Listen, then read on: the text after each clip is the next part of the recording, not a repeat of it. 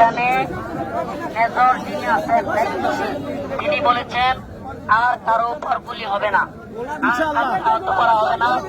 যারা আহত হয়েছে তারা চিকিৎসা পাবে এবং শেখ জসিমউদ্দিন রহমানী সহ সকল বন্দীরা গুলি হইল কেন এটার বিচার করা হবে ইনশাআল্লাহ।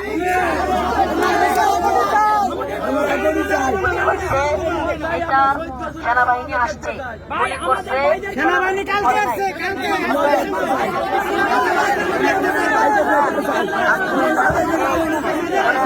আমরা শেখ জসিমউদ্দিন রহমানীকে দেখতে চাই, আর কিছু না।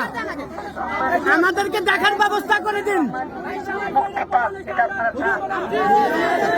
আমরা মানব না।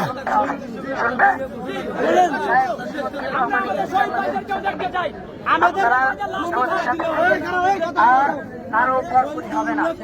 কথা হলো রবিবারে জামিন হয়েছে, সেই আসামি এখনো ছাড়ে না কেন? রবিবারে জামিন হয়েছে, সেই আসামি এখনো ছাড়ে না কেন?